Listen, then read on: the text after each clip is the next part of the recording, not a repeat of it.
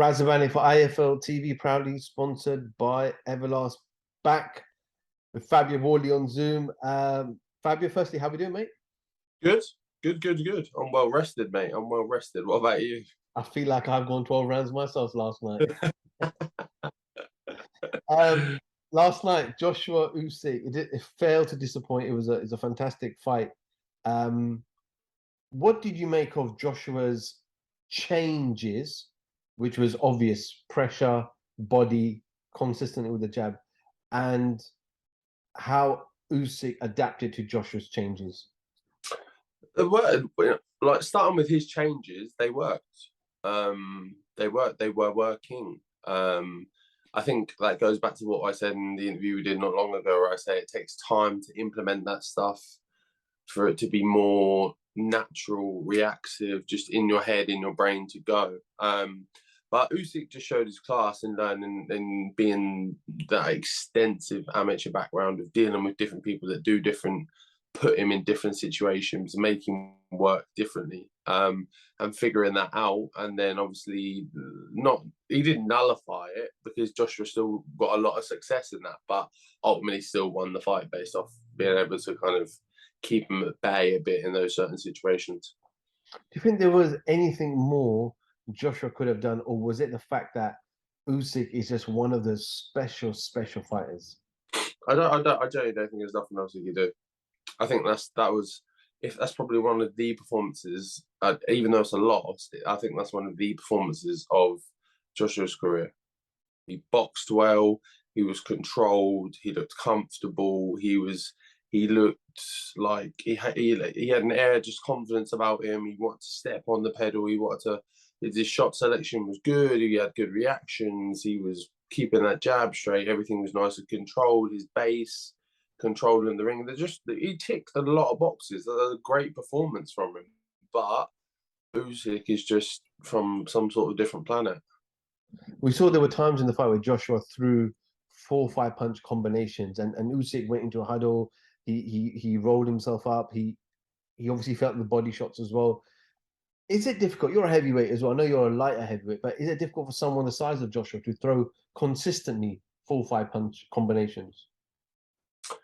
It's not difficult. What it is you have to manage it. So like you would have seen in like the ninth round where he had him going a bit and he put a lot of punches together. Now what that does to you, especially as a heavyweight, is that saps your tank. Now at no point in this fight would I say that AJ gassed, because I don't think he did at all. But what it does do is it does take away from now your work output from around 10, 11, 12.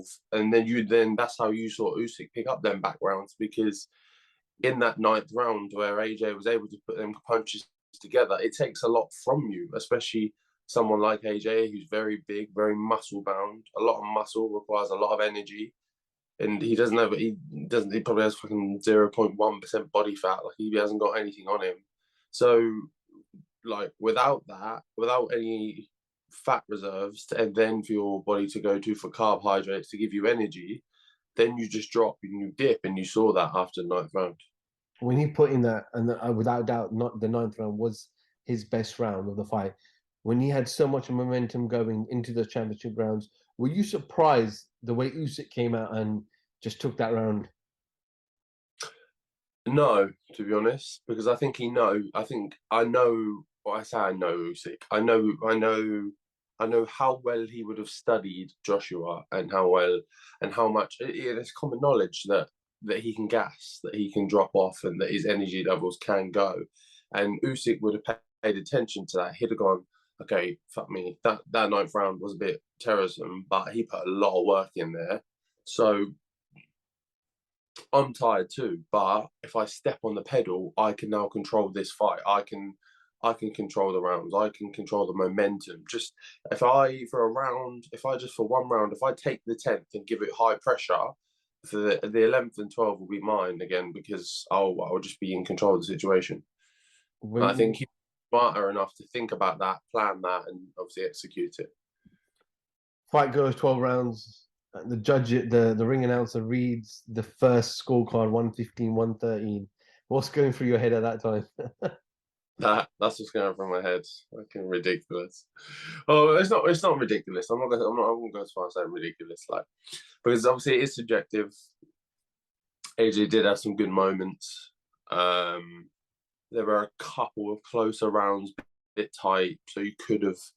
I think that maybe the best you could have given him was a draw, a round of a draw, but not a win, not a round to win. But it is what it is. This is boxing. We're used to it. We know what happens in this game. We've seen it 101 times over. So it just is what it is.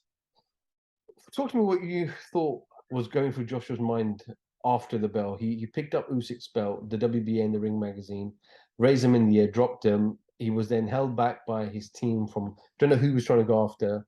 He walked out of the ring, almost out of the complete, well, the entrance of where they walked through, and he decides then to walk back and then grabs the mic. Like, what is going through his head at that time? I think on the initial it was anger, frustration, emotion, and its way through the belts. What to get out of there, what to get out of the ring. I think Joshua has a real chip on his shoulder, and I don't mean that in a bad way. I mean in the sense of that I don't feel like he feels validated by the public at all. I don't feel like he feels recognised for what he's done, the fights he's had, how much he's accomplished in the sport, and I think that all came out on that there. Hence why he listed off, oh, I came from here, I did this, and I started off here, and I've done this, and I've done this, and I felt like he went, you know what, I'm gonna tell you lot actually where I've come from and what I've done and how I've ended up here, because clearly you a lot are pretending like you don't know, so I'm gonna let you know. And was it the right thing to do? No, morally, because that's Usyk's moment. You shouldn't take that from him. You should let him shine in his glory. But again, it's an emotional situation. We're all humans. We all run too high sometimes. But obviously, he left and wanted to, and then came back. So clearly, one of his team had a word in his ear and said, "No, come on, you got to do your bit." But it's an emotional sport, man. Like, you put your heart and soul into a camp, into training and getting everything through, and then when you don't get your hand raised, you just feel deflated and defeated. So I think that's where it all came from. And I think people, obviously, mental health and psychological issues are a big thing in today's society, where the strongest of men come out and say they've been suffering. And we've seen Joshua in the ring and be successful. We've seen him take losses to Ruiz and Usyk and didn't behave like this. But we obviously saw at the post-fight press conference as well, where he actually shed a tear and he was crying. And this shows that even the toughest and biggest men carry emotions and can break down at any time.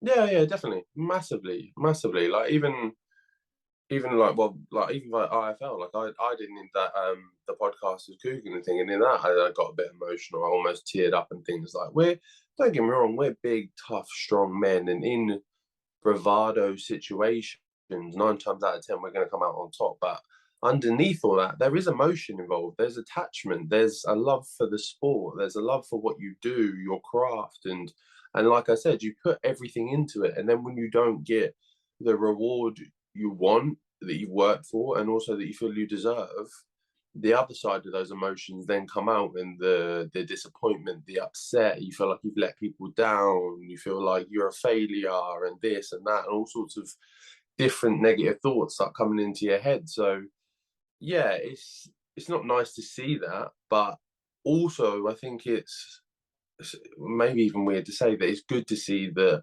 he is going to show that and maybe give a lot of other people kind of confidence, or just a bit of something to go, you know what, even if Joshua is emotional in them situations, it's okay for me to be emotional in whatever my situation may be. We'll end this on Usyk, phenomenal fighter, unified champion of the world, former undisputed cruiserweight champion. Surely Fury Usyk has to happen. Lennox Lewis put a tweet out and he said, Fury Usyk has to happen. It's been 19 years since there was the last undisputed champion, which was obviously Lennox. But surely that fight has to happen next, because the rest of the crop, Joe Joyce, Parker, WBO, mandatory will be called from them. We saw Hergovich last night with the IBF, Daniel Dubois with the WBA. So surely now's the time. Yeah, 1000%. It has to. I think even Fury put something out saying, "Look, I will come out of retirement for the Usyk fight." Obviously, we never know what he's going to do 1 week to the next. He might be working in a fucking chip shop next week. I don't know, but but I think that is enough to entice him back into it, because I think he definitely looks at Usyk as well as like his lunch. He thinks he's easy dinner as well, because he's a smaller man, and how big of Tyson Fury is, and he obviously Fury being a lot more mobile, that will dissipate a lot of Usyk's skills, kind of what he relies on. So I think he'll see it as almost easy money. Absolutely. Well, time will tell. I know the deadline with the WBC is next week, August 26th. And let's see if the fight was to happen, then he won't be stripped. But if the fight isn't going to happen, then I'm guessing he will be stripped. But yeah, Fabio, thank you for jumping on, my man. It's Sunday, I know it's rest day and recovery day, PlayStation day for you. So I appreciate you giving me a little bit of time. And yeah, let's wait for the announcement for Gorman, and see what happens from there. Sounds good, mate. Sounds good. Fabio Wardley, IFL TV, thank you very much.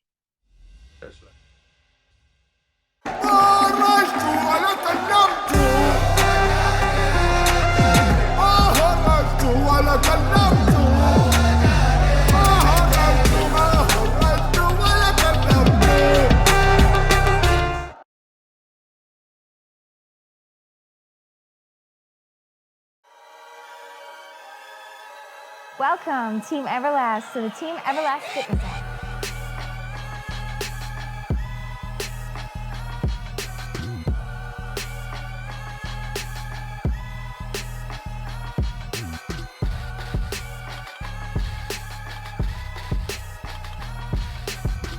Download the Everlast Fitness app and find your greatness within.